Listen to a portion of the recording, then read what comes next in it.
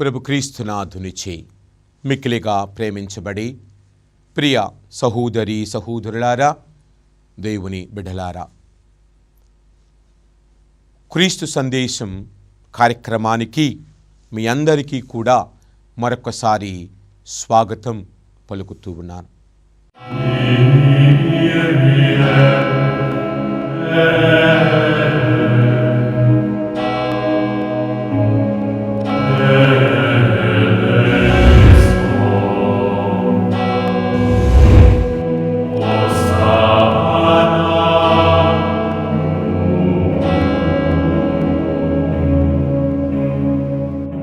ఈ రోజున నేను కొద్ది సమయం ద్వితీయోపదేశ కాండములోని 28వ అధ్యాయములో 1 నుండి 5 వచనాలలోని కొన్ని మాటలను చదువుకొని దానిలోని అర్థాన్ని పరమార్థాన్ని కొద్దిసేపు ధ్యానం చేసుకుందాం.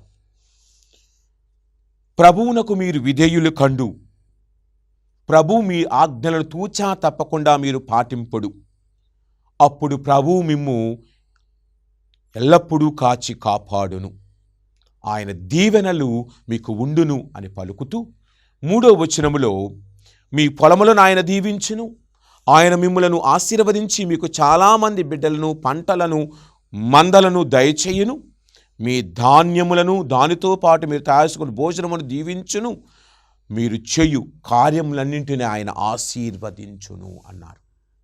ఇప్పుడు ఆయన మాటను తూచా తప్పకుండా పాటించినప్పుడు, దేవుని మాట వరాల మూట. అందుకే మనము గమనించినప్పుడు ప్రియా సహోదరి సహోదరులారా, దేవుని మాటను మనము వినాలి, అనగా ఆయన వాక్కును వినాలి, ఆయన వాక్కును మన కంటితో చూడాలి, అనగా వాక్కును చూడాలి, ఆయన వాక్కును మనము అనుదినము చదువుతూ తినాలి, ఆయన వాక్కును రోజు నీ నోటితో పలకాలి, అనాలి. అదే కదా వినాలి, కనాలి, తినాలి, అనాలి. కావున ప్రియ సహోదరి సహోదరులారా, ఎవరైతే ఆయన వాక్కును వింటారో, ఆయన వాక్కుతో నడుస్తారో, అందుకే కదా యోబు గ్రంథములు 33వ అధ్యాయం 14వ వచనములో యోబు అంటూ ఉన్న మాట, ప్రభువు నరులతో మాటి మాటికి మాట్లాడుచూనే ఉండును, కానీ ఆయన పలుకులను ఎవడు వినిపించుకోడు. ప్రభు మనతో మాట్లాడాలనుకుంటూ ఉన్నారు, ప్రభు మనతో ఉండాలనుకుంటూ ఉన్నారు, కానీ ఆయన మాటను వినిపించుకునేవాడు, ఆయన మాటను వినేవాడు ఎవడు? ఇదిగో ఆది కాండము నుండి మనం గమనించుకుంటూ వెళితే, ముఖ్యంగా నిర్గమకాండములో 13వ అధ్యాయములో 21-22 వచనాలు గమనిస్తే ప్రభు ఏమి చేస్తూ ఉన్నారు అక్కడ? వాళ్ళు ఐగుప్తును దాటి ఎర్ర సముద్రాన్ని దాటి 2 పాయలుగా చేసిన ప్రభువుని ఆ యొక్క సముద్రాన్ని దాటి అవతలకు వచ్చిన తరువాత ఆయన వారితో 40 సంవత్సరాలు పగలు నీడనిచ్చు మేఘస్తంభముగా, రాత్రి అగ్నినిచ్చు వెలుగునిచ్చు, జ్యోతినిచ్చు వెలుగునిచ్చు స్తంభముగా వారి ముందు నడిచాడు, వారితో మాట్లాడుతూ వారితోనే ఉన్నాడు 40 సంవత్సరాలు అన్న మాటలను మనము ఆ యొక్క అధ్యాయములో, ఆ వచనాలలో, నిర్గమకాండం 13వ అధ్యాయం 21-22 వచనాలలో మనము చూస్తూ ఉన్నాం. ప్రియా సహోదరి సహోదరులారా, కావున దేవుని మాటను వినేవారు. అందుకే కదా యెషయా గ్రంథం 46వ అధ్యాయం 3వ వచనములో మనము గమనించినప్పుడు, యాకోబు వంశజులారా, మీరు నా మాట వినుడి, మిమ్మల్ని పుట్టించిన నుండి మిమ్మల్ని భరించినది నేనే, మీకు జన్మనించినప్పటి నుండి మిమ్మల్ని మోసినది నేనే అన్న మాటలను అక్కడ మనము చూస్తూ ఉన్నాం. ప్రభు అంటూ ఉన్నారు యెషయా గ్రంథం 1వ అధ్యాయములో 3-4 వచనాల దగ్గర చూస్తే, తన యొక్క ఎద్దుకు తన యజమానుడు ఎవడో తెలియను, గాడిదకు తన యజమానుడు ఎక్కడ మేత వేయునో తెలియను, కానీ నా ప్రజలకు నేను తెలుసుకోలేకపోతూ ఉన్నారు. అదే అధ్యాయంలో చదువుకుంటూ వెళితే, నేను మిమ్ము మరలా కొట్టవలేనా అని ఆయన అంటూ ఉన్నాడు. మనలో ఆయన అంటూ ఉన్న మాట, అరికాలి నుండి నడినెత్తి వరకు, 5వ వచనంలో మనం చూస్తూ ఉన్నాం, అరికాలి నుండి నడినెత్తి వరకు మనలో ఏ భాగము కూడా ఆరోగ్యవంతమైనది లేదు. కావున ఎవరైతే ఆయన మాటలను విని ఆయన మాటలో నడుస్తారో వారు ఆరోగ్యవంతులవుతారు అన్న మాటలను ఇక్కడ మనము చూస్తూ ఉన్నాం. ఈ రోజున ఆయన మాటలు వినేవారు, ఇదిగో నా మాట వినేవాడు ఆశీర్వదించబడతాడు. లూకాసు వార్త 5వ అధ్యాయం 5వ వచనంలో పేతురు గారు అతని పడవలో ప్రభు ఉన్నప్పుడు అందరితో మాట్లాడిన తర్వాత, ప్రసంగించిన తర్వాత ప్రభు అంటూ ఉన్నారు, ప్రభు ఆ యొక్క పేతురుతో అంటూ ఉన్నారు, కొద్దిగా లోపలికి తీసుకుని వెళ్ళు. ఆయన అంటున్నాడు, అయ్యా రాత్రంతయు శ్రమ పడ్డాము, ఒక్క చేప కూడా మాకు దొరకలేదు. కానీ నీ మాట చొప్పున, నీ మాటకు విలువనిచ్చి నేను వల వేస్తాను అని వల వేయగా వల చిరుగునన్ని చేపలు అక్కడ పడుతూ ఉండటానికి ఇక్కడ అనగా క్రీస్తు మాటను వింటే, క్రీస్తు మాటలో ఆ యొక్క దాగి ఉన్నటువంటి ఆ యొక్క మాట, నీ మాటకు బలమున్నదయ్యా. గలిలయ సంద్రమందు ఒక మాట చెప్పగానే గాలి నీరు కూడా శాంతించెను కదా. నీవు ఒక మాట చెప్పగానే యాయూరి కుమార్తె తిరిగి లేచినది కదా. నీవు ఒక మాట చెప్పగానే లూకాసు సువార్త 7వ అధ్యాయంలో నాయూరి విధవరాలి యొక్క కుమారుడు తిరిగి లేచెను కదా. నీ మాట బలమైనది. ఆదికాండము 6వ అధ్యాయములో నోవా ఏమరపాటు లేకుండా ప్రభువు చెప్పినది చెప్పినట్లుగా చేశాడనగా దేవుని మాటను సావధానముగా ఆలకించిన ఆ యొక్క వ్యక్తి, అతని కుటుంబము మాత్రమే ఆ యొక్క వరద నుండి రక్షించబడ్డారు. జల ప్రళయమును రక్షించబడిన వ్యక్తి నోవా, వారి కుటుంబము మాత్రమే కారణం. అతని కుటుంబము దేవుని మాటను ఆలకించింది, దేవుని మాటను తూచా తప్పకుండా పాటించింది. మరి నీవు నేను ఆలయానికి వస్తూ ఉన్నాం, నీవు నేను ఆలయంలో ఉంటూ ఉన్నాం, ప్రార్థిస్తూ ఉన్నాం. ఉపదేశకుడి గ్రంథం 5వ అధ్యాయం 1వ వచనములో ఒక వాక్యము ఉన్నది, దేవాలయమునకు వెళ్ళినప్పుడు నీవు జాగ్రత్తగా మెలగాలి.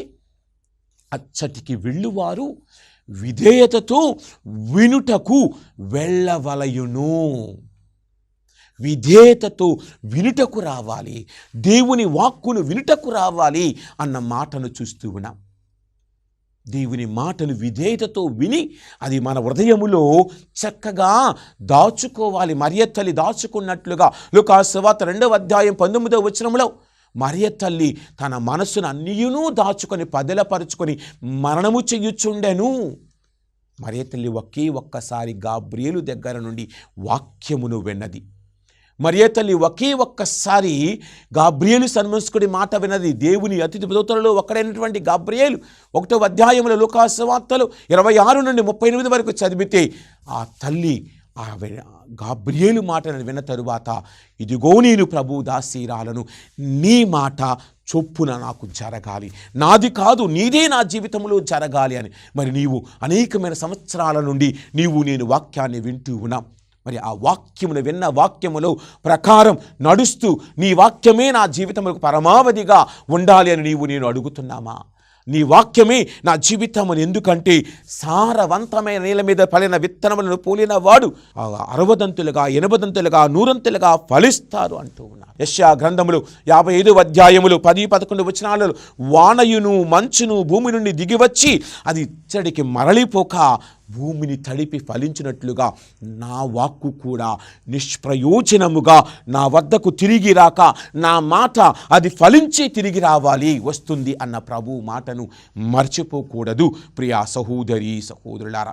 కావుననే అందుకే ఆయన అంటూ ఉన్నారు, ఆయన యెషయా గ్రంథం 66వ అధ్యాయము 2వ వచనంలో భూమి ఆకాశంలో చేసినది నేనే, నా వాక్కుకు బయటపడ్డ నరుడికి ఎంతో ఇష్టము, నా వాక్కును వినుట వారు దీవించబడతారన్న మాటలను బట్టి మనము చూస్తూ ఉన్నాం.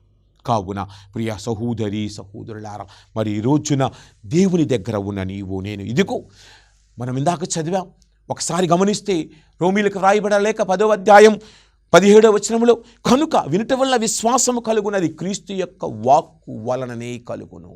కావున క్రీస్తు యొక్క వాక్కు వలననే కలుగును. కావున అది క్రీస్తు మాట, అది జీవము గల మాట. నా మాట జీవమైనది, సజీవమైన మాట అన్న మాటలను బట్టి ప్రభు మనతో మాట్లాడుతూ ఉన్నారు. దేవుని మాటను ఆలకించేవాడు దీవించబడతారు. అపోస్తల కార్యాలు 4వ అధ్యాయం 12వ వచనంలో ఈ ఆయన యందు తప్ప వేరొకని యందు రక్షణ లభించదు. కారణం ఈ ప్రపంచమున లేక ఈ ఆకాశము క్రింద రక్షణ కలిగించు నామం మాట వేరొకనికి ఇవ్వబడలేదు, అది క్రీస్తుకు మాత్రమే ఉన్నది. అందుకే ప్రభు అంటూ ఉన్నారు, యోహాను సువార్త 15వ అధ్యాయం 3వ వచనములో ప్రభు అంటూ ఉన్న మాట, నేను చెప్పిన మాటల వలన మీరందరూ శుద్ధులయ్యారు. నా మాటల వలన మీరు శుద్ధులయ్యారు. నా మాటల వలన మీరు శుద్ధులయ్యారు. కావున నీవు నేను ఆయన దగ్గరకు వచ్చినప్పుడు ఎలాంటి మనసుతో వస్తూ ఉన్నాం? నిర్గమకాండ 3వ అధ్యాయం 5వ వచనంలో ప్రభు అంటూ ఉన్నారు, మోషే అక్కడికి వస్తూ ఉంటే దగ్గరకు రాకము, చెప్పులు విడువము. నీవు ఉన్న చోటు, నీవు చదువుతున్న వాక్యము, నీ నోటితో నీ చెవులతో వింటున్న వాక్యం, నీ కళ్ళతో చూస్తున్న వాక్యం, నీ నోటితో పలుకుతున్న వాక్యము పవిత్రమైనది సుమా. కావున ఆ పవిత్రమైన వాక్కును ధ్యానించు సమయములో, ఆ పవిత్రమైన వాక్కును మనము నీవు నేను ఆలించు సమయములో ఆ ప్రభువుతో నడుస్తున్నామా? యెషయా గ్రంథములోని ఇంకొక దగ్గర మనం చూస్తూ ఉంటాం. అలాగనే యెహోషువ గ్రంథములు 5వ అధ్యాయం 15వ వచనంలో నీవు నిలబడిన ఈ స్థలం, నీవు చదువుతున్న ఈ వాక్కులు పవిత్రమైనవి. అలాగనే అది యెహోషువ గ్రంథములు 24వ అధ్యాయం 15-16 వచనములలో నేను నా కుటుంబము యావేను మాత్రమే, యావే ప్రభు మాట ప్రకారమే నడుస్తాము అన్న మాటలను చూస్తూ ఉన్నా.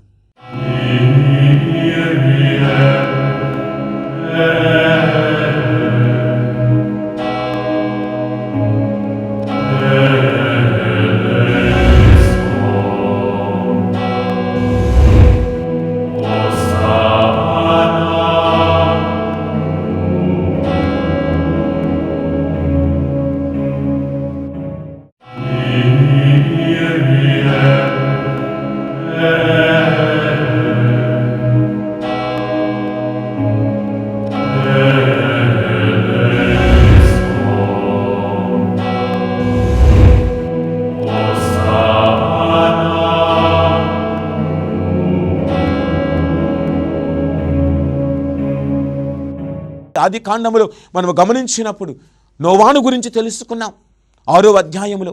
అలాగనే 12వ అధ్యాయంలోనికి వెళితే మనము అబ్రహాము జీవితాన్ని చూస్తూ ఉంటాం.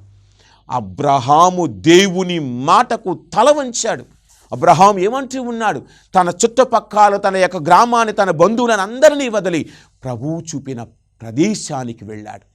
దేవుని మాటకు తల వంచి ఎచ్చటికి వెళుతున్నాడో తెలియకయే బయలుదేరి వెళ్ళాడు అని మనం 12వ అధ్యాయం 3-6 వచనాల్లో చదువుతూ ఉంటాం. మరి అబ్రహామే సమస్తమును త్యజించి ప్రభు మాటకు తల వంచి నడిచిన విధముగా మరియ తల్లి దేవుని మాటకు వినగానే ఇదిగో నేను ప్రభువు దాసీరాలను, నీ మాట చొప్పున నాకు జరుగునుగాక అన్న దానిని బట్టి అలాగని ఇదిగో దావీదు మహారాజు కూడా దేవుని మాటకు తల వంచాడు. నేను తప్పు చేశానయ్యా అని తల వంచి తన తప్పును ఒప్పుకున్నాడు. మనము చూస్తూ ఉన్నాం. కావునని అతను దీవించబడ్డాడు. మరి ఈ రోజున నీవు నేను దేవుని వాక్కును ఆలకించు సమయములు, దేవుని వాక్కును వినే సమయములు, దేవుని మాటను ఆలకించే సమయములు, ఆ మాటలో ఉన్న దాగి ఉన్నటువంటి ఆ యొక్క అక్షయమైన దేవుని మాటలో ఉన్న ఆ యొక్క దానిని గుర్తించే నీవు నేను ఏ విధముగా ఉండాలనుకుంటున్నా. ఇదిగో ప్రియ సహోదరి సహోదరులారా, దేవుడు ఎవరినీ మర్చిపోడు. నీవు ప్రార్థన దేవుడు మర్చిపోడు. ఆది కాండములో 30వ అధ్యాయం 22వ వచనంలో దేవుడు రాహేలును మర్చిపోలేదని వాక్యము చదువుతూ ఉన్నా. కావున నీ ప్రార్థన దేవుడు మర్చిపోడు, నా ప్రార్థన దేవుడు మర్చిపోడు. మనందరితో ఆయన ఉంటాడు. ఇదిగో మనము గమనించినప్పుడు మన ప్రార్థన ఆయన ఆలకిస్తాడు. కావునని మనం ఒకసారి చూస్తే 2వ రాజుల గ్రంథములో 19వ అధ్యాయం 10వ వచనంలో హిజ్కియా సెనహెరీబు రాజు ఆ రాజ్యము మీదకి, ఆ యొక్క ఇశ్రాయేల్ రాజ్యం మీదకు వస్తున్నప్పుడు హిజ్కియా దేవుని దగ్గరకు వెళ్ళి ప్రార్థించాడు. దేవుని దగ్గర నిలబడి ప్రార్థించాడు. ఎవరి వద్దకి వెళ్ళలా, ఉత్తమమైన మార్గం అనగా దేవుని వద్దకు వెళ్ళాడు. దేవుని దగ్గర ప్రార్థించాడు. దేవుడు అతని ప్రార్థన ఆలకించి అతనికి విజయాన్ని ఇచ్చాడని మన వాక్యాల్లో చదువుతూ ఉన్నాం. అలాగని మనము 1 సమూయేలు గ్రంథం 1వ అధ్యాయం 6వ వచనం నుండి చదువుకుంటూ వెళితే హన్న దేవుని మందిరానికి వెళ్ళి ప్రార్థించింది, దేవుని దగ్గరికి వెళ్ళి ప్రార్థించింది, దేవుని దగ్గర తన యొక్క గూడుని వెళ్ళబుచ్చుకుంది. మరి నీవు వింటున్న వాక్యమును బట్టి నీ జీవితంలో వచ్చే కష్టాలలో బాధలలో ఎవరి దగ్గరికి వెళ్ళి అడుగుతూ ఉన్నాం? ఎందుకంటే ఆయన వాక్కు సజీవమైనది, చైతన్యవంతమైనది, 2 అంచులు గల ఖడ్గము కంటే పొదునైనది అని పౌలు గారు మనకు తెలియజేస్తూ ఉన్నారు. కావున ఆ 2 అంచుల గల ఖడ్గము నీ హృదయములో ఆ వాక్కు దూసుకొని పోయినప్పుడు నిన్ను ఆయన వద్దకు చేరుస్తుంది, నిన్ను ఆయనతో ముందుకు నడిపిస్తుంది. కావునని ప్రియ సహోదరి సహోదరులారా, నీ వాక్కు నాకు నా యొక్క జీవితానికి వెలుగుగానే ఉంటుంది. ప్రభువే కదా. మనం ఒక్కసారి చూస్తే కీర్తన 119వ కీర్తన 5వ వచనంలో నీ వాక్యము నా పాదములకు దీపము, నా త్రోవకు వెలుగు అన్న మాటను చూస్తున్నాం. ఆయన వాక్కు వెలుగు, మన జీవితానికి వెలుగు, మనల్ని నడిపించును.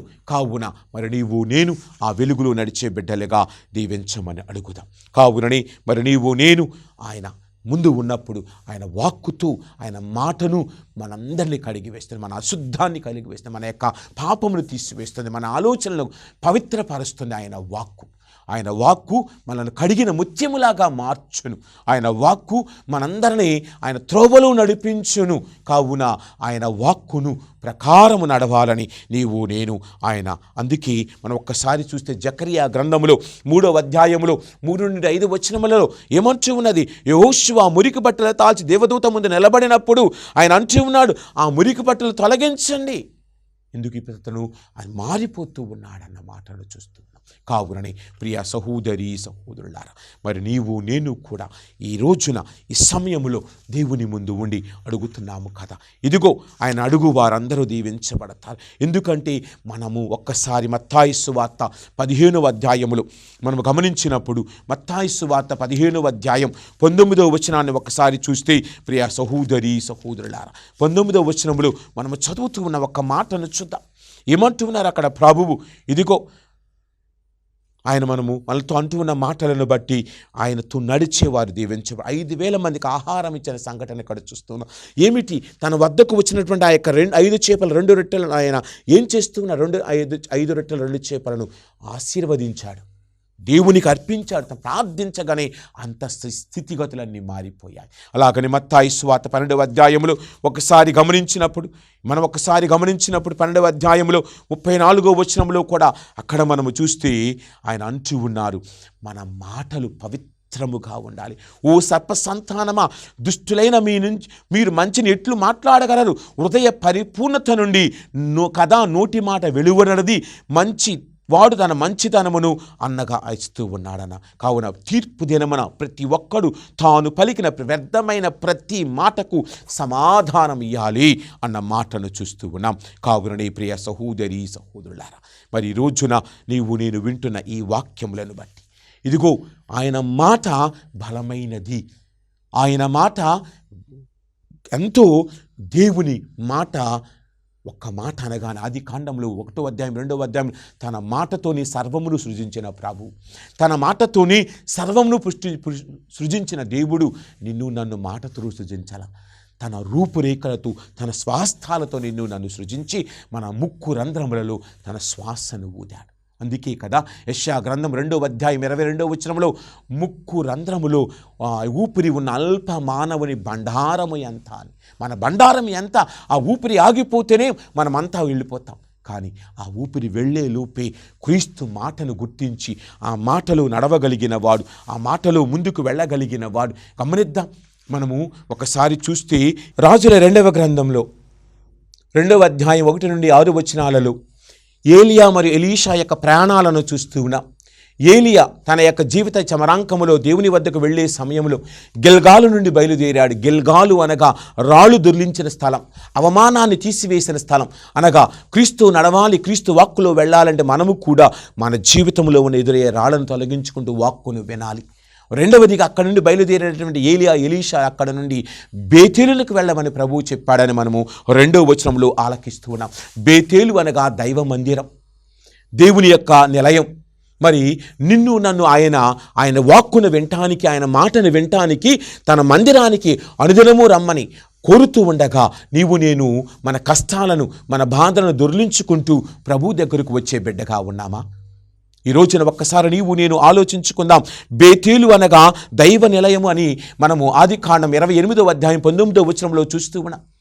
ఎక్కడ మనము యాకోబు తన గృహము నుండి వెళ్ళిపోయే సమయంలో, రాత్రి సమయంలో ఒక స్థలములో ఆయన నిద్రించే సమయంలో ఒక రాయిని తన తలగడగా చేసుకుని నిద్రించగా ఆ స్థలము దేవుని స్థలముగా తన కలగన్నాడు.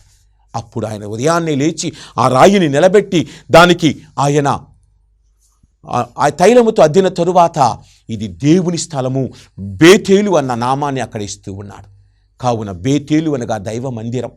దేవుని నిలయం, నీ కుటుంబము దేవుని నిలయముగా, వాక్కుని వినే ప్రతి హృదయం దైవ నిలయముగా మారాలని ఆయన కోరుతూ ఉన్నారు. అక్కడ నుండి బయలుదేరేటువంటి ఆ యొక్క ఇద్దరు కూడా, ఏలియా మరియు ఎలీషా, ఎక్కడ నుండి ఎరికోకు వెళ్ళమని ప్రభువు చెప్పాడంటూ ఉన్నారు. ఎరికు అనగా ఏమిటి? పరిమళము లేక విజయం అన్న మాటను చూస్తూ ఉన్నాం.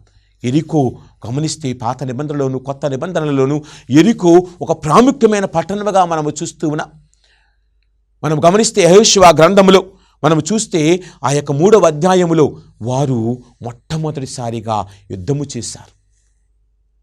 7 రోజులు ఆ యొక్క ఎరుకో చుట్టూ ప్రయాణము చేసిన తర్వాత 7వ రోజున పెద్ద పెట్టిన వారు దైవ మందస్సాన్ని పట్టుకుని అరవగానే ఆ ఎరుకో గోడలన్నీ పగిలిపోయాయి.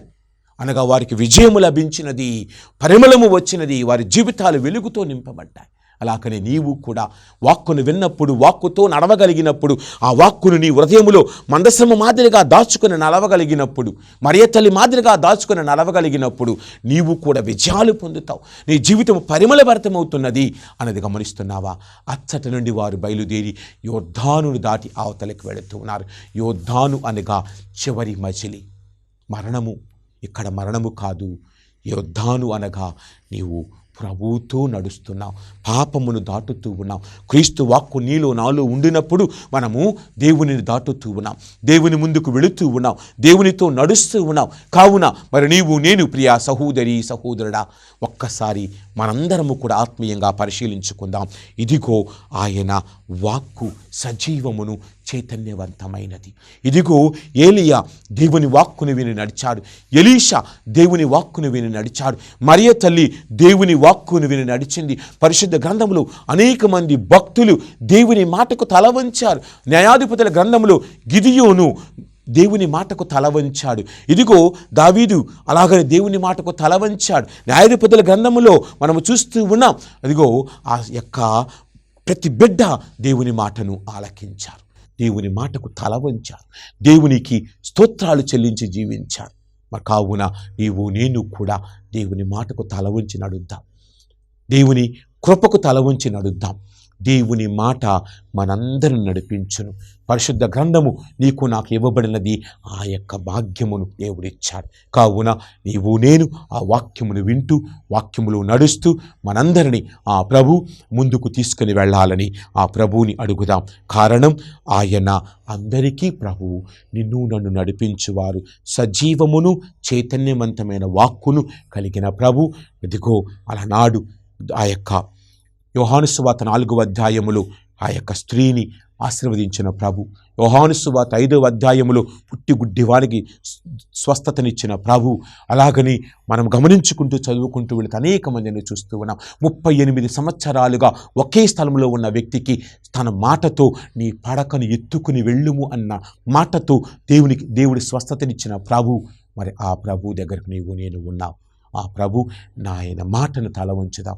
నీదిగో అని ఇదిగో ఇది కలుగును కాక అన్న ప్రభు నీకు కూడా ఇది జరుగును కాక అనగానే అన్నీ జరుగుతాయి. కావున ఆ యొక్క వాక్కు సజీవమును చైతన్యవంతమైన వాక్కు నడవటానికి ప్రయత్నిద్దాం. ఆ ప్రభు వాక్కు మనతో కలకాలము ఉండాలని ప్రార్థన చేసుకుందాం. ఆమేన్.